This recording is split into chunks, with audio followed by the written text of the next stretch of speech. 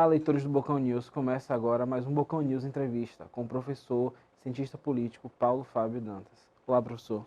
Olá, boa tarde, Tudo bom? Alexandre. Tudo bem. Um ano começa e a gente queria falar com o senhor justamente sobre as perspectivas para a política, né?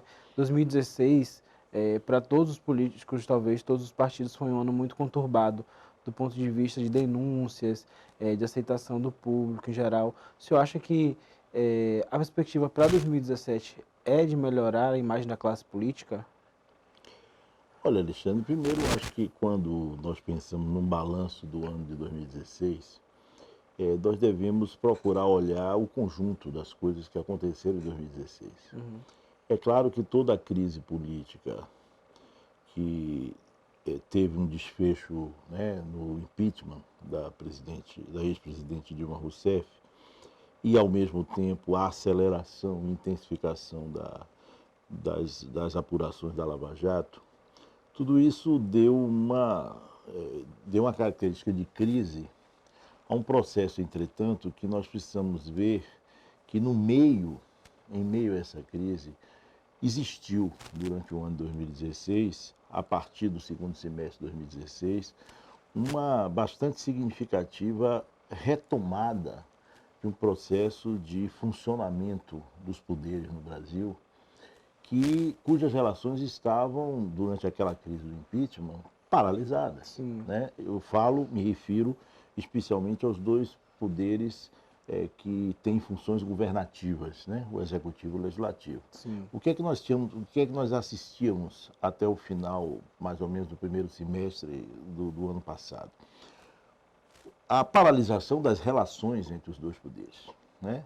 Paralisação porque, de um lado, o Poder Executivo se transformou numa espécie de bunker de resistência da então presidente Dilma Rousseff, que realizava dentro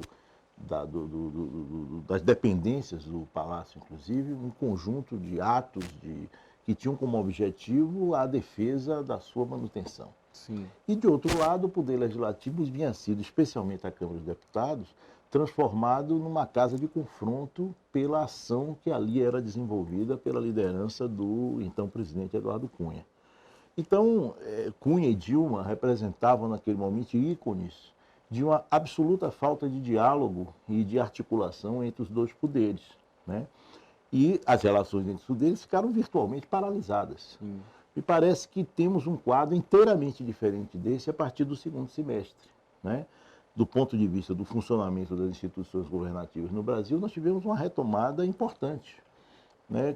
Não apenas com uma retomada de uma relação normal, mas com o restabelecimento de uma base de apoio à política do governo dentro do Congresso que permitiu, eu não estou aqui entrando no mérito, por enquanto, né, das políticas que estão sendo Sim. implementadas pelo governo Temer, mas evidentemente que se recuperou uma possibilidade de governabilidade no Essa Brasil. retomada de governabilidade é um mérito do governo Temer, então? Não é um mérito do governo Temer apenas. Eu acho que também o governo Temer, o presidente Temer, tem o fato de ser alguém que é saído de uma longa atividade junto ao Poder Legislativo, isso facilitou enormemente. Mas acho que, acima de tudo, é a capacidade que as instituições brasileiras tiveram de reagir e sair daquele pântano em que se encontrava. As relações governativas começou a andar, o que não significa dizer que a crise política acabou, né? Muito pelo contrário, porque o outro elemento, um elemento, digamos assim, que não está cujo controle não está ao alcance da classe política, é justamente aquilo que envolve todo esse processo que começa com a Lava Jato, né, e se espraia e leva a uma constante atuação das chamadas instituições de controle, Ministério Público, né, Polícia Federal e o Poder Judiciário, no sentido de eles são um elemento de imprevisibilidade muito grande que faz com que essa retomada das relações executivo e legislativo não seja algo suficiente para sanar a crise política, porque ela tem outros elementos que aí, você me perguntar sobre perspectivas para 2017, nesse terreno, nesse segundo terreno, aí é uma tarefa para adivinhos, né? Porque, de fato, é um elemento de incerteza muito grande. Se nós temos, em relação ao primeiro primeiro aspecto que eu comentei, as relações entre os poderes governativos, uma maior previsibilidade e a previsibilidade de que há uma solidez, né, na base governamental no Congresso, indica que o processo tende, né, a se manter nesse caminho de solução. O mesmo não se pode dizer em relação ao segundo aspecto, onde, de fato, esse andamento das questões da Lava Jato joga um elemento de incerteza bastante relevante no quadro e nubla, né, o céu e há com isso dificuldades em se fazer previsões mais certeiras ou mais arriscadas em relação ao que irá acontecer em 2017. Eu posso, assim como todos, no máximo torcer, né? Torcer para que você se consiga simultaneamente, né, andar na velocidade que for, na maior velocidade possível, que ao mesmo tempo permita apurações sérias de todo o processo envolvido nessas denúncias, mas que isso possa se articular de maneira produtiva com a necessidade que existe de que essa retomada da governabilidade do país continue se dando para enfrentar um terceiro problema que nós ainda não abordamos, que é o problema econômico do país, que precisa encontrar um caminho de solução, e este caminho de solução está muito associado a essas condições de governabilidade. Então, eu imagino que o que de melhor pode acontecer, não só em 2017, mas para adiante, nos próximos anos, é de que se consiga, digamos, que esse processo de apuração chegue a um ponto em que se possa discernir, né? Porque, claro, não há gente sem pecado, acho difícil encontrar nas condições em que a política brasileira chegou. Mas nós não podemos depositar as esperanças do futuro em gente sem pecado. Nós precisamos ter uma noção exatamente de qual é o grau de envolvimento que as várias forças, as várias lideranças políticas tiveram com os casos de corrupção e poder separá-los claramente daqueles outros casos que são de políticos que entraram num sistema de competição que em si mesmo era um sistema ruim, era um sistema cheio de vícios, mas que entraram por razões da própria competição, impelidos a isso pela competição, sem que necessariamente sejam agentes eles próprios de corrupção. Essa separação é urgente que seja feita para que não fique a ideia de terra arrasada, que nós vamos ter que reconstruir o país como se fosse uma fênix a partir das cinzas, que não vai sobrar nada. Essas ideias de faxina geral, de começar tudo do zero, eu não me parece que seja o horizonte mais desejável. Ao contrário, eu acho que o horizonte mais desejável é o horizonte da continuidade, da retomada de um processo de governabilidade, discernindo, né, entre os alvos dessas investigações as responsabilidades de acordo com a sua natureza, que é muito variada, né? Em 2016 a gente teve eleição municipal. Aqui na Bahia, a gente viu o PT diminuir significativamente de tamanho, enquanto o PSD cresceu assustadoramente, DEM voltou a crescer, PSDB voltou a crescer. O senhor acha que a política cíclica, o senhor entende a política como sendo cíclica, e o senhor acha que o PT está longe do seu fim? Olha, Alexandre, primeiro que o fenômeno do PT nas eleições de 2016 esteve longe de ser um fenômeno baiano, né? Isso é uma coisa que aconteceu no plano nacional, e eu diria até que no caso da Bahia, essa perda de espaço foi importante, foi relevante, mas ela foi, em certo sentido, proporcionalmente menor do que ocorreu em outros lugares do país. Uma evidência disso é que há um governo, né, comandado, o governador é do PT, o PT continua sendo a principal força do governo estadual, e a aliança política que se formou inicialmente em torno desse governo, do governador Rui Costa, apesar de todos os cataclismas que aconteceram até aqui na política nacional, essa aliança ainda não se desfez, o que não quer dizer que ela não possa se desfazer. Mas, por enquanto, o governo tem conseguido manter à tona uma aliança quando os partidos que a compõem, grande parte desses partidos, você mencionou aí o PSD, mas é possível mencionar o PP também, partidos no plano nacional já se desconectaram do PT há muito tempo, né? aqui, entretanto, continuam, de alguma maneira, articulados ao esquema governista. Então, eu acho que as condições, volto a dizer, os elementos de incerteza, nós não podemos contar com eles vêm de uma outra área. Mas da área da política, propriamente, eu acho que nós estamos caminhando para uma eleição competitiva no Estado em 2018. Houve um evidente fortalecimento da oposição, mas não me parece que, neste atual momento, as forças governistas estejam nas cordas. Né? Eu acho que há uma condição de articulação política que permite vislumbrar uma eleição disputada em 2018. Repito, a evolução da situação nacional tem uma importância muito grande para decidir se isso vai acontecer mesmo ou não. Até porque essas eleições serão eleições nacionais antes de tudo. Sim. A Bahia, especialmente, é um estado, Alexandre, com uma tradição muito forte de influência do pleito nacional sobre as eleições estaduais. Há um dado curioso, por exemplo, na história política baiana. Tradições existem para serem quebradas, não estou dizendo, mas é bom anotar isso. Você sabe qual foi a última vez que se elegeu na Bahia, alguém se elegeu governador sendo oposição ao governo federal? Não. Isso aconteceu em 1958. Nossa. Né? De lá para cá, não há caso na história política baiana de candidatos a governador se elegerem na oposição ao governo federal. Então, isso não quer dizer que não sempre há a primeira vez para tudo, mas o que eu quero dizer é que a Bahia é um estado, por uma série de motivos que não podemos nem entrar em detalhes aqui agora, motivos sociológicos, históricos, culturais, enfim, de cultura política, mas o fato é que o destino das eleições estaduais na Bahia, tradicionalmente, sempre esteve muito atrelado ao andamento da política nacional, né? Então, o que eu estou dizendo aqui tem essa ressalva, mas pelo que está havendo hoje de distribuição de forças na Bahia, eu creio que as duas lideranças que têm sido apontadas como as principais lideranças a catalisarem um processo de disputa, que são o prefeito de Salvador e o governador do estado, teoricamente candidato à reeleição, cada um dos dois está diante de desafios importantes para viabilizar o seu caminho até 2018.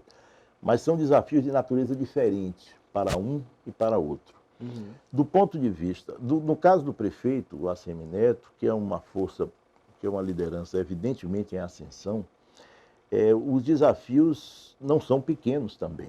Né? Em primeiro lugar, o desafio de manter a aliança política que até agora o sustenta e que, do ponto de vista do Estado, é mais importante ainda, que é o seu partido manter a unidade com o PSDB e com o PMDB, que é um partido capilarizado na Bahia, mesmo tendo perdido muito espaço nos últimos anos.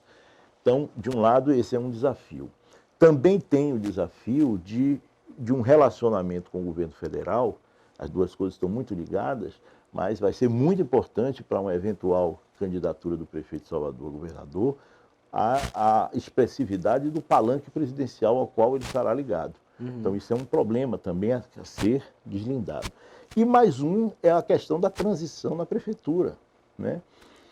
Até agora ele está armando o jogo todo para que essa transição, se ele sair candidato realmente ao governo e o vice-prefeito assumir, o Bruno Reis, é um vice-prefeito do PMDB, mas com notórias ligações com o prefeito, e, portanto, tudo está sendo feito no sentido de que essa transição seja indolor do ponto de vista da população de Salvador. Você acha que o eleitorado aceitaria bem?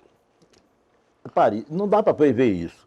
Tudo está sendo feito nessa direção. Me parece que nessa reforma do secretariado que foi feita agora, a transferência de atribuições políticas para o gabinete do vice-prefeito é um indicador disso, né?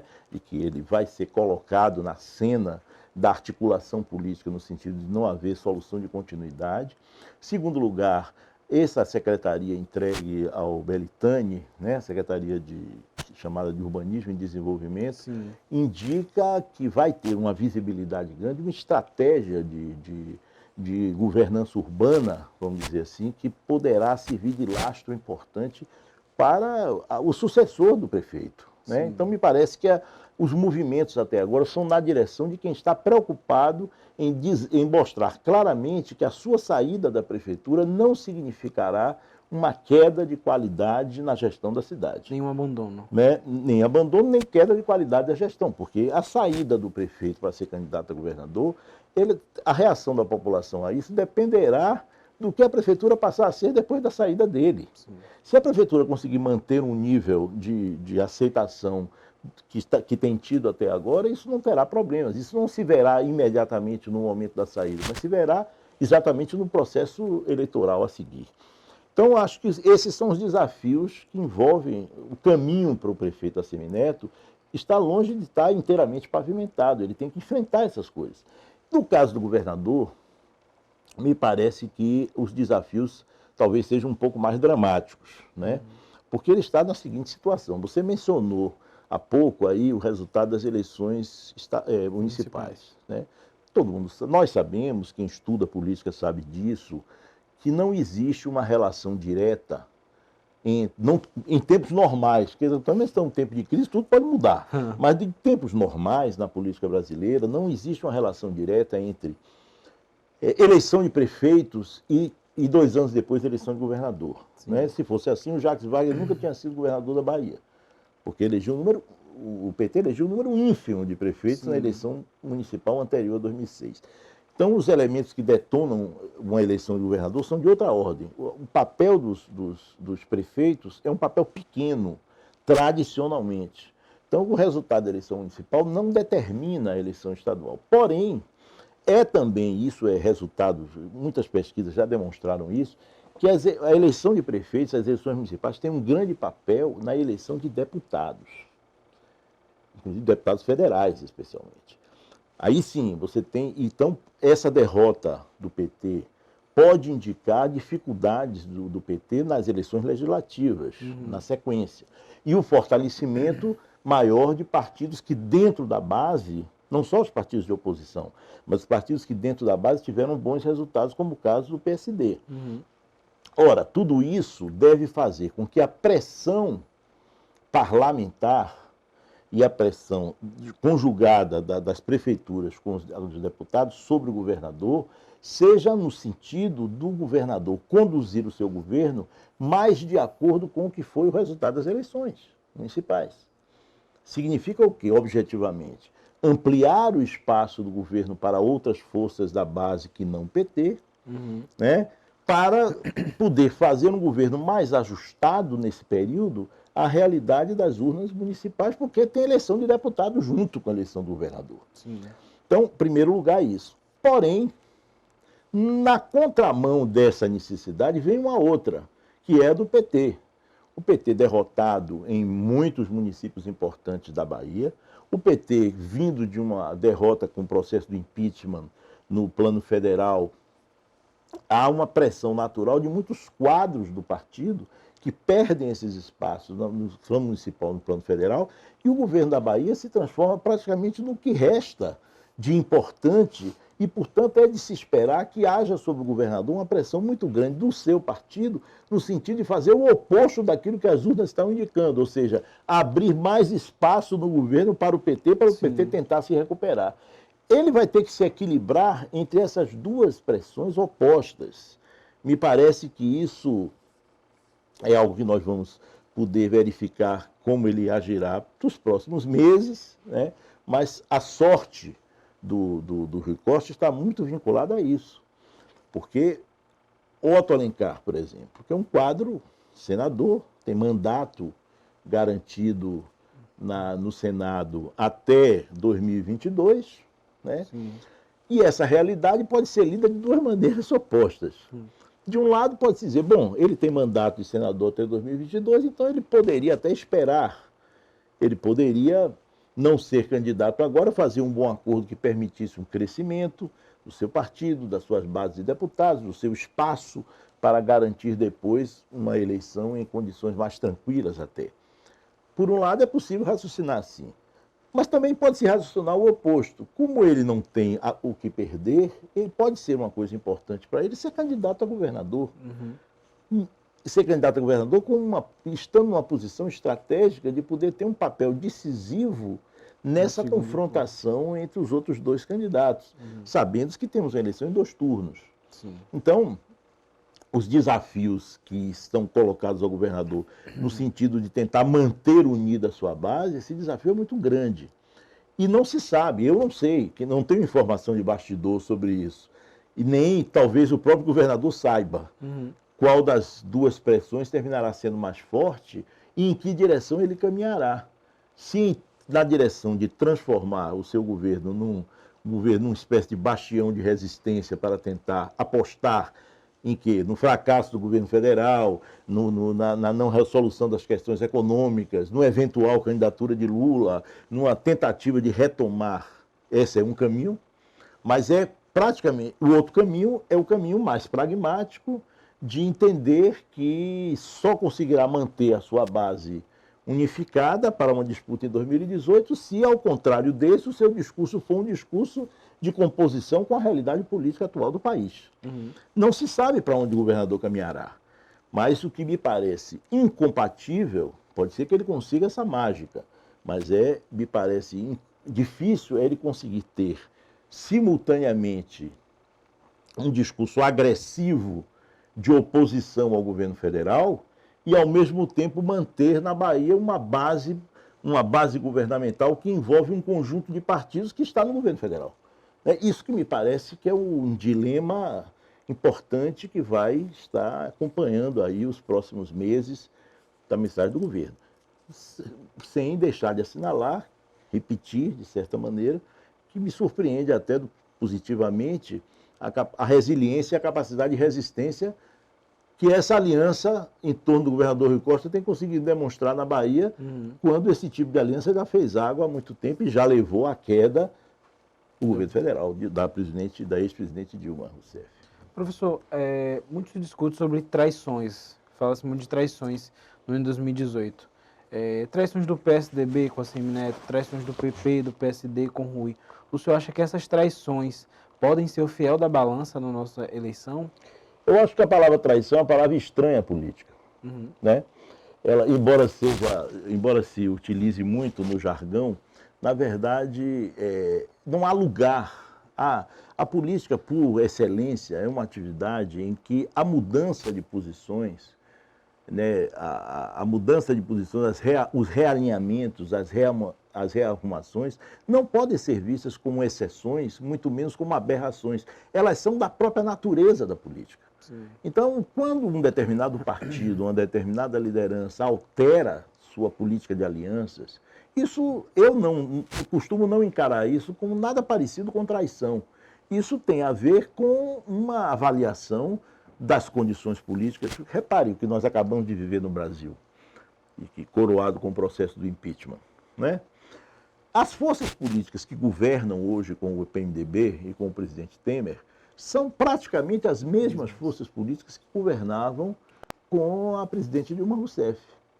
Chega a ser interessante você ficar ouvindo o tempo todo discursos na linha de repente a direita chegou ao poder, de repente nós temos a direita. Nós temos um conjunto de forças que é diferente, claro, porque tem novas forças que entraram, o PSDB, as forças que eram oposição, democratas, etc.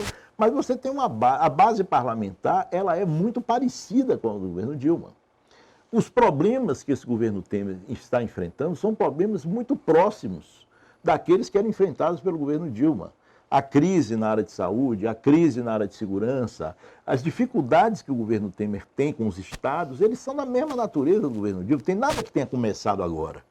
Entretanto, o que temos é um governo que tem uma gramática de atuação diferente, como eu disse no começo, do governo Dilma. É um governo que se assume quase como um governo parlamentarista. O que é que havia anteriormente? Né? A presidente Dilma Rousseff tomou decisões do ponto de vista político, que tinham a ver com o seguinte: vou governar com o meu programa, e o PT e dos partidos mais próximos, alinhados no campo da esquerda. Então, aquela história da nova matriz econômica, né, do novo tipo de alinhamento, enfim, a maneira de enfrentar a crise internacional, armou-se todo um discurso político que não tinha nada a ver com boa parte dos partidos e dos políticos da base governista, naquele momento. E o PT teve a ilusão de que sustentaria aquela aliança fazendo o quê? Se você só tem duas maneiras de você sustentar uma base heterogênea daquela. Ou você sustenta isso na base de um programa de governo que seja um programa adequado aos interesses daquela base, ou então você toca, como o Dilma resolveu tocar, o programa que ela quis, né, e achava que ia manter a fidelidade da base apenas com as posições, os cargos, a distribuição dos favores do Poder Executivo. Quando a crise econômica veio e essas condições materiais desapareceram, o poder político o apoio político foi embora. Então, me parece que isso é assim que se deve analisar o que aconteceu. O erro político fundamental é o erro de você imaginar que pode fazer um governo com uma plataforma A, tendo um governo, uma base de sustentação que pensa B. Então, me parece que nesse momento nós temos uma situação, o governo está liderado ainda pelo PMDB, mas com uma visão, me parece, né, na minha avaliação, um pouco mais realista. Eu não creio que o PMDB tenha qualquer vinculação histórica ou ideológica com nenhuma plataforma ultraliberal, com nenhuma plataforma daquilo que se convencionou chamar de neoliberalismo. Essa não é a tradição do PMDB. A tradição do PMDB é outra. A tradição do PMDB é a tradição republicana brasileira, aquela coisa que envolve muita coisa daquilo que se chamava de patrimonialismo, mas envolve também muita coisa da conciliação, da negociação, das soluções, das acomodações de interesses para que o processo prossiga sem maiores rupturas. Essa é a tradição do PMDB, e não a tradição de você eliminar a Era Vargas, fazer reformas econômicas radicais, nada disso. Existem forças que têm compromisso com isso. O PMDB está governando reconhecendo que, neste momento, há uma situação instável, mas de uma certa hegemonia dessas forças mais liberais, vamos dizer assim.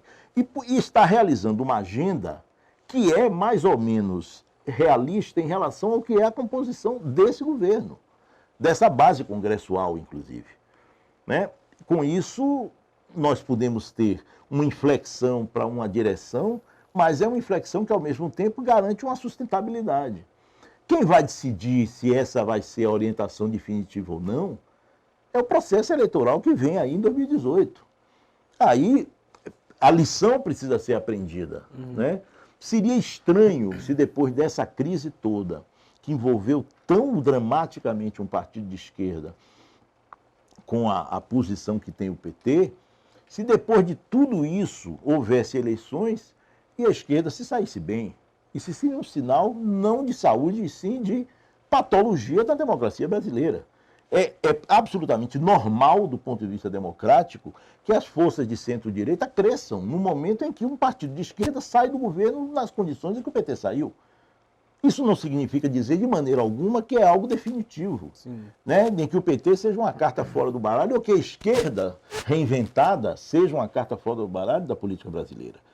O que nós precisamos tirar do horizonte é a ideia de que só tem democracia quando o nosso lado ganha. Não é isso, né? A democracia é uma coisa que envolve, nós temos um país, não precisamos ir longe, no Chile, que é um país quase vizinho nosso, né? Depois de uma ditadura mais violenta do que a nossa, e a nossa foi bastante violenta, uma ditadura, né, como foi de Pinochet, com aquelas características mais claramente fascistas, e além disso, que promoveu um desmonte do Estado, né, em bases ultraliberais, como foi a ditadura chilena. Depois disso, na recuperação da democracia, você passa a ter um processo de alternância de poder no Chile, em que a atual presidente, a Bachelet, né, ela foi presidente, quer dizer, anteriormente, a esquerda perdeu a eleição, entrou um partido de centro-direita, muito mais centro-direita do que o PMDB, inclusive. O Piñera governou o Chile durante 4 anos e depois a esquerda ganhou o governo de novo. Então, e me parece que o Chile é um exemplo muito claro de um país em que você pode... É possível, sim, na América Latina, você construir uma perspectiva de esquerda que, ao mesmo tempo, esteja entrosada com a lógica do governo representativo, sem precisar se confrontar com ele como aconteceu em alguns lugares da América Latina, e inclusive em alguns momentos, a partir de um determinado momento, passou a acontecer aqui, nessa fase do governo, na fase final do primeiro governo e durante o curto segundo governo de Dilma Rousseff. Professor, eu sei que o senhor é cientista político, mas eu queria que o senhor fizesse um exercício de futurologia agora. Digamos que a eleição estadual fosse hoje e os candidatos fossem Rui Costa e ACM Neto. Como é que essa eleição sairia, digamos assim? Tenho a menor ideia, não adianta você me pedir isso, porque eu não tenho como. Porque isso depende. Eu vou lhe dizer por quê, Alexandre.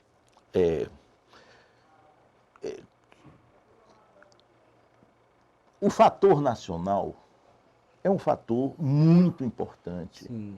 na definição de processos eleitorais estaduais, e isso no estado como a Bahia, tradicionalmente, muito também. Então, repare, a eleição não será agora. Uhum.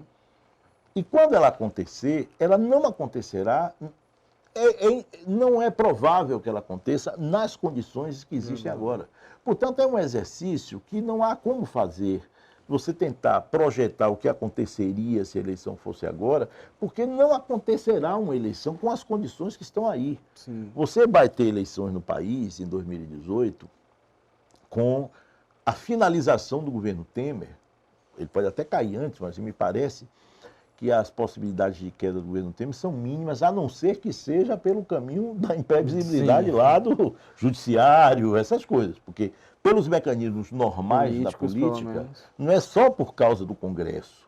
É porque, objetivamente, não há alternativa política nesse momento. Uhum. Não há alternativa política para isso nesse momento. Então, aquela imagem do Fernando Henrique da Pinguela, né, eu até acho que ela foi, vamos dizer assim, um pouco rigorosa demais, porque o governo Temer tem dado resultados do ponto de vista da governabilidade muito mais palpáveis. Me parece que ele tem, eu considero que ele tem tido uma capacidade de resiliência muito grande. Mas, enfim, mas isso é uma questão de avaliação. Eu digo assim,